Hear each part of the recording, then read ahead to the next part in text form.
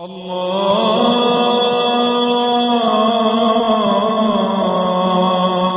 أكبر الله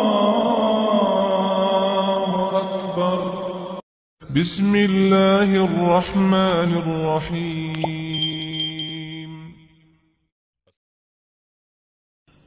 السلام عليكم ورحمة الله وبركاته.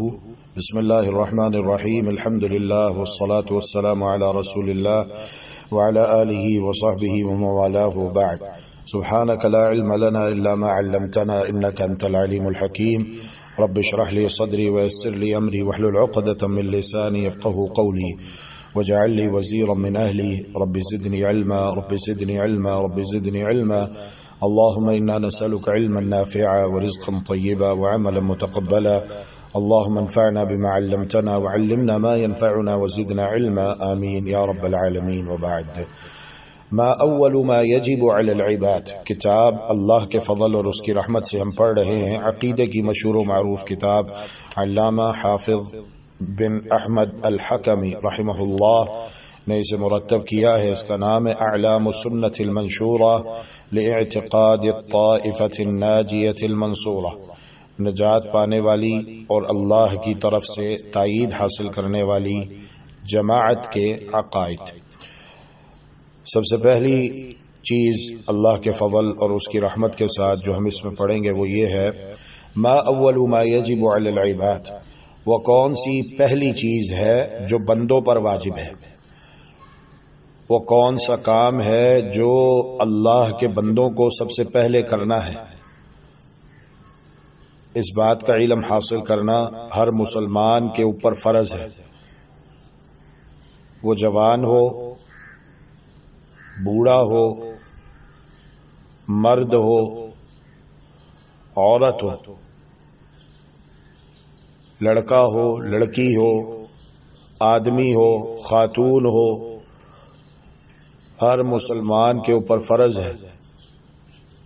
جن ہو، انسان ہو، کہ وہ کون سی پہلی چیز ہے جو اللہ کے بندوں پر واجب ہے.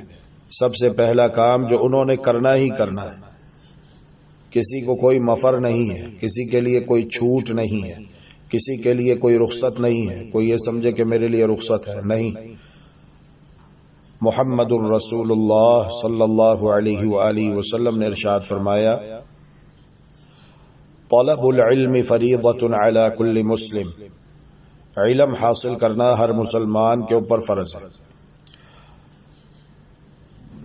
ما اول ما یجب علی العباد.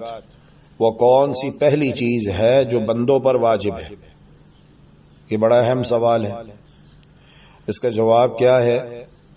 اول ما یجب علی العباد معرفۃ الامر الذي خلقهم اللہ له وأخذ عليهم الميثاق به وأرسل به رسله إليهم وأنزل به كتبه عليهم ولأجله خلقت الدنيا والآخرة والجنة والنار وبه حقت الحاقة ووقعت الواقعة وفي شأنه تنصب الموازين وتطاير الصحف وفيه تكون الشقاوة والسعادة وعلى حسبه تقسم الأنوار ومن لم يجعل الله له نورا فما له من نور. اول ما يجب على العباد. سب سے پہلی چیز جو بندوں پر واجب ہے، ہر مسلمان کے اوپر واجب ہے. بلکہ اگر ہم اس میں تھوڑی سی وسعت پیدا کریں تو یوں کہنا بھی درست ہوگا انشاءاللہ کہ ہر انسان کے اوپر واجب ہے، ہر انسان کے اوپر فرض ہے. سب سے پہلا کام جو اس نے کرنا ہے وہ کیا ہے؟ معرفت الامر الذي خلقهم اللہ له. اس امر کا علم و عرفان ہے جس کے لیے اللہ تبارک و تعالی نے انہیں پیدا فرمایا ہے. جس کے لیے اللہ تبارک و تعالی نے انہیں پیدا فرمایا ہے. انسان کو علم ہونا چاہیے، معرفت ہونی چاہیے اس امر کی، اس معاملے کی جس کے لیے اللہ تبارک و تعالی نے انسان کو پیدا کیا. دیکھیے انسان اگر کوئی چیز بناتا ہے تو وہ بیکار نہیں بناتا. ہمارے گھروں کے اندر بہت ساری چیزیں ہیں. کیا آپ کہہ سکتے ہیں کہ ہمارے گھر کے اندر موجود کوئی بھی چیز بیکار پڑی ہوئی ہے؟ جی نہیں. ہم اپنے گھر میں کوئی چیز اگر بیکار ہو جائے تو اسے نہیں رہنے دیتے، یا تو اسکریپ میں دے دیتے ہیں، لوہیا بیچ میں دے آتے ہیں، بھوسی ٹکڑے والے کو دے دیتے ہیں، ٹین ڈپے والے کو دے دیتے ہیں. اور اگر وہ بالکل ہی ناکارہ ہو چکی ہو تو ہم اسے کچرے کے ڈھیر پر لے جا کر رکھ آتے ہیں کیونکہ وہ بیکار ہو گئی. ہمارے گھر کے اندر کوئی بھی چیز ایسی نہیں ہے جو بیکار ہو. ہر چیز کا کوئی نہ کوئی مقصد ہے. واشنگ مشین کو لے لیجئے، فریج کو لے لیجئے، اے سی کو لے لیجئے، کولر کو لے لیجئے، بیڈ کو لے لیجئے، کرسیوں کو لے لیجئے، اور کچن کی بہت ساری چیزیں ہیں. الغرض ہمارے گھر کے اندر کوئی بھی چیز بیکار اور بے مقصد نہیں ہے. تو یہ کیسے ممکن ہے اتنی بڑی کائنات جو اللہ تبارک و تعالی نے بنائی، اسے بیکار بنایا ہو، بے مقصد پیدا کیا ہو؟ پھر پوائنٹ ٹو بی نوٹڈ، تمام مخلوقات کو اللہ تبارک و تعالی نے کن کے اشارے کے ساتھ پیدا فرمایا، لیکن جب انسان کی تخلیق اور پیدائش کا مرحلہ آیا تو اللہ تبارک و تعالی کے لیے کچھ مشکل نہ تھا کہ اللہ تبارک و تعالی یہاں پر بھی کن فرما دیتے تو انسان عدم سے وجود میں آ جاتا. لیکن اللہ تبارک و تعالی نے انسان کو خلقت بیدی ارشاد فرمایا کہ میں نے اپنے دونوں ہاتھوں سے پیدا کیا، اور اللہ تبارک و تعالی کے دونوں ہاتھی دائیں ہیں جیسے اللہ سبحانہ و تعالی کی ذات کے لائق ہے اور اس کی شان کے شائع ہے. تو بات سمجھ رہے ہیں؟ ہمارے گھر کے اندر کوئی بھی چیز بیکار اور بے مقصد نہیں ہے. تو یہ کیسے ممکن ہے کہ اتنی بڑی کائنات جو اللہ تبارک و تعالی نے بنائی وہ بیکار اور بے مقصد ہو؟ ہرگز نہیں. پھر یہ کیسے ممکن ہے کہ وہ مخلوق جسے اللہ تبارک و تعالی نے اپنے دونوں ہاتھوں سے تخلیق فرمایا، اس کی تخلیق کا، اس کی پیدائش کا، اس کے عدم سے وجود بخشے جانے کا کوئی مقصد ہی نہ ہو؟ جس طرح کے بہت سارے لوگوں نے سمجھ رکھا ہے اے جہان میٹھا اگلا کس ڈٹھا. بہت سارے لوگ ان کی حالت وہ ہے جو محمد الرسول اللہ صلی اللہ علیہ وآلہ وسلم نے ارشاد فرمایا ہے، جیفتم باللیل حمار بالنہار، دن بھر گدھے کی طرح کام کرتے رہتے ہیں اور رات کو مردار کی طرح دھڑام سے بستر پر گر پڑتے ہیں. ان کو پتہ ہی نہیں کہ اللہ تبارک و تعالی نے ہمیں دنیا میں کیوں بھیجا، اور اگر پتہ ہے تو الا ماشاء اللہ بہت تھوڑے ہیں، قلہ قلیلہ ہیں جو اس مقصد کی معرفت رکھتے ہیں اور اس کا ادراک رکھتے ہوئے، اس کا شعور رکھتے ہوئے اس کے تقاضے پورے کر رہے ہیں. کتنے لوگ ہیں دیکھ لیجیے، ابھی صبح کا وقت ہے، کتنے لوگ ہیں سوئے ہوئے ہیں گھروں میں، رات کے 1-1 2-2 بجے تک بچے گھروں سے باہر نکل کے گلیوں میں، محلوں میں، سڑکوں پر کرکٹ کھیلتے رہتے ہیں.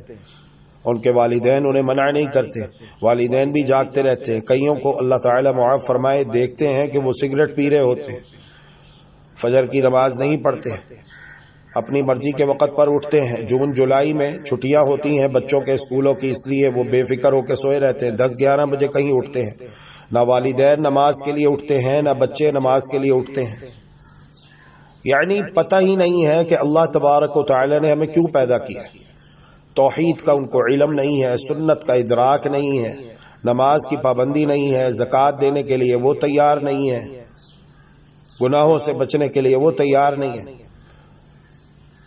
تو یہ بے مقصد زندگی گزارنا یہ بہت سارے انسانوں کا وتیرہ بن چکا ہے. لیکن ہم جو علم حاصل کر رہے ہیں اللہ کے فضل اور اس کی رحمت کے ساتھ، تو اس کا مقصد یہ ہے کہ ہم علم حاصل کر کے علم کی روشنی میں زندگی گزاریں، کیونکہ جہالت اندھیرے ہے اور علم نور ہے.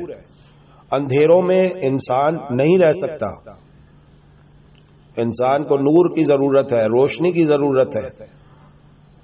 دنیا میں خوبصورت زندگی گزارنے کے لیے نور کی ضرورت ہے، اور خوبصورت موت کے لیے نور کی ضرورت ہے، اور قبر کو روشن کرنے کے لیے نور کی ضرورت ہے. قیامت کے اندھیروں میں نور کی ضرورت ہے، اور نور اللہ کا قرآن اور اللہ کے رسول صلی اللہ علیہ وآلہ وسلم کی سیرت طیبہ ہے. اول ما يجب على العباد معرفة الامر الذي خلقهم الله له، سب سے پہلی چیز جو بندوں پر واجب ہے اس امر کا علم و عرفان ہے جس کے لیے اللہ سبحانہ و تعالی نے انہیں پیدا فرمایا. وَأَخَذَ عَلَيْهِمُ الْمِيثَاقَ بِهِ، اور جس کا اللہ تبارک و تعالی نے ان سے عہد و پیمان لیا. کب؟ ابھی ہم دنیا میں بھی نہیں آئے تھے، آج ہم دنیا میں موجود ہیں. یہ ہاتھ لگا کے دیکھیے ہمارا جسم ہے، ہمارے جسم کے اندر روح ہے. روح امر ربی ہے. جب تک ہمارے جسم کے اندر جان موجود ہے ہم دنیا میں زندہ ہیں. جب ہمارے جسم سے روح نکل جائے گی، اللہ رب العالمین ہم سب کا خاتمہ ایمان پر فرمائے، تو پھر ہم بے جان ہو جائیں گے، ہم میت کہلائیں گے. تو دنیا میں آنے سے پہلے عالم ارواح میں اللہ تبارک و تعالی نے ہم سب کی روحوں کو جمع کیا اور ہم سے ایک وعدہ لیا جس کا ذکر قرآن کریم کے اندر مذکور ہے. اعوذ باللہ من الشیطان الرجیم، بسم اللہ الرحمن الرحیم. وَإِذْ أَخَذَ رَبُّكَ مِنْ بَنِي آدَمَ مِنْ ظُهُورِهِمْ ذُرِّيَّتَهُمْ وَأَشْهَدَهُمْ عَلَى أَنفُسِهِمْ أَلَسْتُ بِرَبِّكُمْ قَالُوا بَلَىٰ شَهِدْنَا أَن تَقُولُوا يَوْمَ الْقِيَامَةِ إِنَّا كُنَّا عَنْ هَٰذَا غَافِلِينَ. یاد کرو اس وقت کو کہ جب اللہ تبارک و تعالی نے بنو آدم سے وعدہ لیا، آدم علیہ السلام کی تمام ذریت کو جمع کیا اور ان سے یہ عہد لیا، کیا تم سب اس بات کا اقرار کرتے ہو الستو بربکم، کہ میں تمہارا رب ہوں، میں تمہارا پروردگار ہوں. تو ہم سب کی روحوں نے دنیا میں آنے سے پہلے جب ہم عالم ارواح میں تھے اللہ تبارک و تعالی کے ساتھ یہ وعدہ کر کے دنیا میں آئے ہیں کہ اللہ آپ ہمارے رب ہیں، آپ ہمارے پروردگار ہیں. اور لفظ رب اپنے وسیع مفہوم کے ساتھ ہے کہ اللہ آپ ہمارے موجد ہیں، ہمیں پیدا کرنے والے ہیں، ہمارے خالق مالک ہیں، ہمارے رازق ہیں، ہمارے معبود برحق ہے. یہ سارے وعدے ہو چکے دنیا میں آنے سے پہلے. دنیا میں تو ہمیں امتحان کے لیے بھیجا گیا ہے کہ وہ جو پیچھے تم وعدہ کر کے آئے ہو اب دیکھتے ہیں کون تم میں سے وہ وعدہ پورا کرتا ہے، اس وعدے کے ساتھ ایفا کرتا ہے، وعدہ نبھاتا ہے، عہد کی پاسداری کرتا ہے، اور کون عہد شکنی کرتا ہے. جو لوگ عہد کی پاسداری کریں گے ان کے لیے انعامات ہیں. اللہ تبارک و تعالی ہمیں انہی میں سے شامل فرما دے، انہی میں سے کر دے اللہ تعالی ہمیں انہی میں شامل فرما دے. اور جو لوگ عہد شکنی کریں گے ان کے لیے عقابات ہیں، ان کے لیے عذابات ہیں. استغفر اللہ واتوب الیہ. اللہ رب العالمین ہم میں سے کسی کو بھی ان میں سے نہ کرے. وَأَرْسَلَ بِهِ رُسُلَهُ إِلَيْهِمْ وَأَنزَلَ بِهِ كُتُبَهُ عَلَيْهِمْ. اللہ تبارک و تعالی نے رسولوں کو بھیجا، جسے دے کر رسولوں کو بھیجا، جس کی یاد دہانی کے لیے کتابیں نازل فرمائی. وَلِأَجْلِهِ خُلِقَتِ الدُّنْيَا وَالْآخِرَةُ وَالْجَنَّةُ وَالنَّارُ. اور جس کے سبب دنیا کو بنایا، آخرت کو بنایا، جنت کو بنایا، جہنم کو بنایا. حشر نشر کی تخلیق ہوئی. اور جس کے لیے میزان قائم ہوگا، نامہ اعمال تقسیم کیے جائیں گے. سورت آپ کو یاد ہے کہ نہیں؟ سورت القارعہ یاد ہونی چاہیے. اعوذ باللہ من الشیطان الرجیم، بسم اللہ الرحمن الرحیم. القارعة ما القارعة وما أدراك ما القارعة يوم يكون الناس كالفراش المبثوث وتكون الجبال كالعهن المنفوش فأما من ثقلت موازينه فهو في عيشة راضية وأما من خفت موازينه فأمه هاوية وما أدراك ما هي نار حامية. قیامت کے دن دو گروہ ہوں گے، دو قسم کے لوگ ہوں گے. ایک وہ جنہیں اللہ تبارک و تعالی نہایت عزت و اکرام کے ساتھ ان کا نامہ اعمال ان کے دائیں ہاتھ میں تھمائے گا. جعلنی اللہ وإیاکم منہ. اللہ رب العالمین مجھے اور آپ کو اور سب اہل ایمان کو انہیں میں شامل فرمائے جنہیں ان کا نامہ اعمال قیامت کے دن عزت و تکریم کے ساتھ ان کے دائیں ہاتھ میں دیا جائے گا. اللہم آمین برحمتک یا ارحم الراحمین. دوسرے وہ لوگ ہوں گے جنہیں ان کا نامہ اعمال ان کے بائیں ہاتھ میں تھمایا جائے گا. استغفر اللہ واتوب الیہ. اور یہ مجرمین ہوں گے جو دنیا میں آزادانہ زندگی گزارتے رہے، جنہوں نے علم حاصل نہیں کیا. اور جب علم نہیں ہوگا تو انسان اس کے تقاضے کیسے پورے کرے گا؟ تو علم حاصل کرنا ہر انسان کے اوپر واجب ہے، فرض ہے. اس امر کا جس کے لیے اللہ تبارک و تعالی نے اسے پیدا کیا، جس کے لیے اللہ تبارک و تعالی نے اسے دنیا میں بھیجا. کتنے لوگ ہم دیکھتے ہیں ہمارے سامنے جنازے اٹھ رہے ہیں، انسان زندہ ہوتا ہے مر جاتا ہے، قبر میں اسے دفنا دیا جاتا ہے. کیا یہ سب کھیل تماشا ہے کوئی؟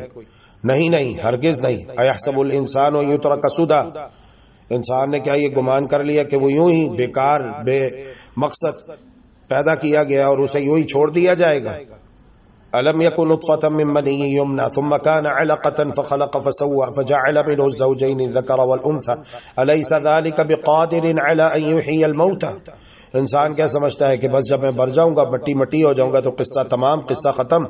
نہیں، دوبارہ زندہ کیا جائے گا، دوبارہ کھڑا کیا جائے گا، اور اللہ تبارک و تعالی پھر حساب و کتاب لے گا. بتاؤ، دنیا میں نے تمہیں بھیجا تھا، تمہیں زندگی دی تھی، تمہارے اوپر اپنے انعامات کی بارشیں برسائی میں نے، جو تم مانگتے تھے وہ بھی دے دیتا تھا، جو نہیں مانگتے تھے بن مانگے میں نے وہ بھی تمہیں عطا کیا، تمہیں اپنے فضل سے اپنی رحمت سے نوازا. بتاؤ، جس مقصد کے لیے دنیا میں گئے تھے وہ مقصد پورا کر کے آئے ہو؟ تو یہ بہت ضروری ہے ہر انسان کے لیے اس بات کی جانکاری اور اس بات کی معرفت اور اس کا علم و عرفان، یہ بہت ضروری ہے. تو جنت جہنم پر ایمان، حشر نشر پر ایمان، میزان پر ایمان، نامہ اعمال کی تقسیم پر ایمان، یہ بہت ضروری ہے. جب ایمان ہوگا اور عقیدہ ان تمام باتوں کے اوپر پختہ ہوگا تو پھر ہم عمل صالح کی طرف آئیں گے. یہی بات اللہ رب العالمین نے سورۃ العصر کے اندر بیان کی. بسم اللہ الرحمن الرحیم والعصر ان الانسان لفی خسر الا الذین آمنوا وعملوا الصالحات وتواصوا بالحق وتواصوا بالصبر. فرمایا قسم ہے زمانے کی جو بڑی تیزی کے ساتھ گزرتا جا رہا ہے. جدید ٹیکنالوجی ہے، لوگ کہاں سے کہاں پہنچنے کا دعویٰ کر رہے ہیں، لیکن وقت، اللہ اکبر، ایک ایسی مخلوق ہے جس پر اللہ تبارک و تعالی کے سوا کسی اور کا کنٹرول نہیں ہے. ساری دنیا مل کر اس وقت کو روک نہیں سکتی. دن آتا ہے، رات آتی ہے. کوئی دن کو کھڑا کرنا چاہے ساری دنیا مل کر زور لگائے نہیں کر سکتی.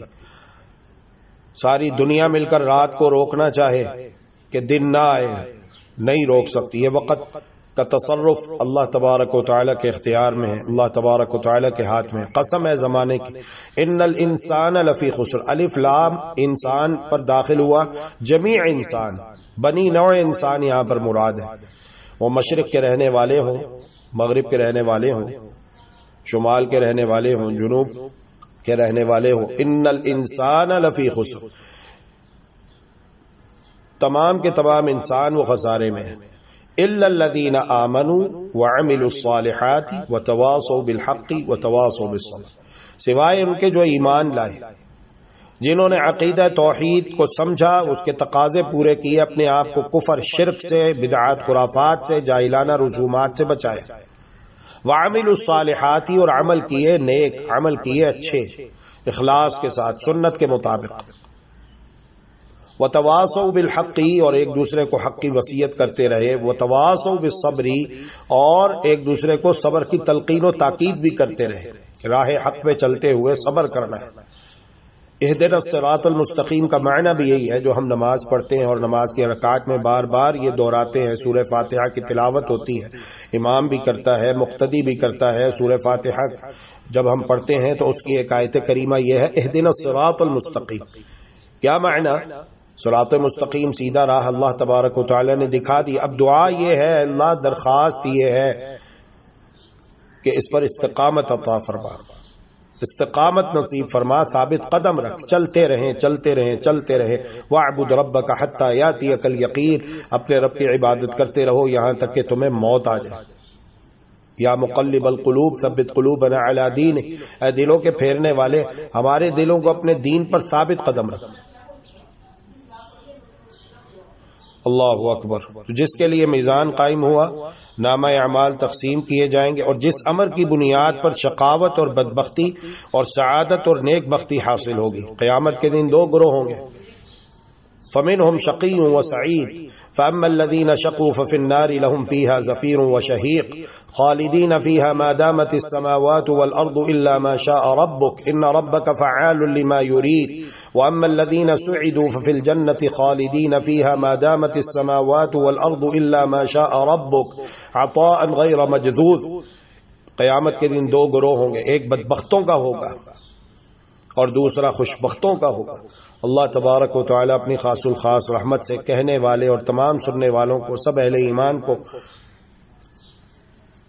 خوشبختوں میں شامل فرمائے اور ہم میں سے کسی کو بھی بدبختوں میں سے نہ کرے۔ اللہم آمین برحمتک یا ارحم الراحمین۔ اور جسے معیار بنا کر نور تقسیم کیا جائے گا، وَمَن لَّمْ يَجْعَلِ اللَّهُ لَهُ نُورًا فَمَا لَهُ مِن نُور۔ اللہ سبحانہ و تعالی نے جس کے لیے نور نہیں بنایا اسے نور کہاں سے مل سکتا ہے؟ جس نے دنیا میں نور یعنی اللہ کا قرآن، اللہ کے رسول کا سچا فرمان، اس کا علم حاصل نہیں کیا، اس کے مطابق زندگی نہیں گزاری، اسے نور کہاں سے ملے گا؟ پھر یہ کوئی ایسی چیز نہیں ہے جس کو انسان بازار سے خرید کر لے آئے۔ آپ بازار سے اپنے کھانے پینے کی چیزیں خرید سکتے ہیں، آپ بازار سے اپنے پہننے کے لیے کپڑے خرید سکتے ہیں، آپ اپنے کچن کا سامان خرید سکتے ہیں، اپنے بیڈ روم کا سامان خرید سکتے ہیں، فرنیچر خرید سکتے ہیں، دنیا کی بہت ساری استعمال کی روزمرہ ضرورت کی اشیاء آپ بازار سے جا کر خرید سکتے ہیں، پرچیز کر سکتے ہیں، لیکن یہ نور، یہ آپ کو اس کا علم حاصل کرنا ہوگا اللہ کے قرآن اور رسول اللہ صلی اللہ علیہ وسلم کے سچے فرمان کی روشنی میں، پھر اس پر عمل کرنا ہوگا اور اس کے مطابق اپنا عقیدہ بنانا ہوگا اور اس کے مطابق آپ کو زندگی گزارنی ہوگی، پھر یہ آپ کو نور ملے گا اور موت کے وقت بھی کام آئے گا۔ جہاں پر آپ دیکھ لیجئے دنیا والوں کے سارے سہارے چھوٹ جاتے ہیں، نہ ماں باپ کام آتے ہیں، نہ بہن بھائی کام آتے ہیں، نہ رشتہ دار کام آتے ہیں، کوئی چیز کام نہیں آتی، وہاں پر صرف اللہ کی ذات ہوتی ہے۔ قبر کے اندر بھی اندھیرے ہیں، تنگ و تاریک کوٹھڑی ہے، سانپ بچھو ہیں۔ دیکھیے تو صحیح کبھی قبرستان جا کر مرنے والوں کا کیا انجام ہوتا ہے، ان کے جسم کو حدیث مبارکہ بھی یہی بتاتی ہے، سوائے ریڑھ کی ہڈی کو پورے جسم کو زمین کی مٹی کیڑے مکوڑے کھا جاتے ہیں۔ پھر قیامت کے دن دوبارہ کھڑا کیا جائے گا، دوبارہ سے اللہ تبارک و تعالی وجود دے گا۔ اولیس الذی خلق السماوات والارض بقادر علی ان یخلق مثلہم بلا وہو الخلاق العلیم۔ اللہ رب العالمین کے لیے بہت آسان ہے، وہو الذی یبدأ الخلق ثم یعیدہ وہو اہون علیہ۔ اللہ رب العالمین کے لیے بہت آسان ہے، وہ اللہ رب العالمین جس سے انسان کو پہلی مرتبہ پیدا کیا، عدم سے وجود بخشا، اس کے لیے دوسری مرتبہ انسان کو پیدا کرنا کچھ مشکل نہیں ہے، بہت آسان ہے۔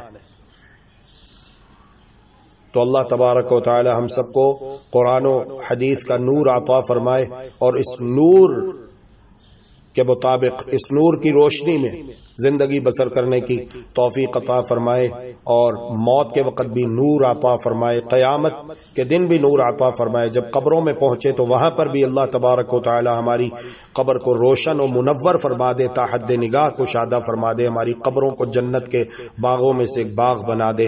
اقول قولی ھذا واستغفر اللہ لی ولکم ولسائر المسلمین من کل ذنب فاستغفروه وتوبوا الیہ انہ هو الغفور الرحیم۔ وصلی اللہ وسلم علی نبینا محمد وعلی آلہ وصحبہ۔ اللهم إنك عفو تحب العفو فاعف عنا، اللهم إنك عفو تحب العفو فاعف عنا، إلهنا فاعف عنا يا كريم۔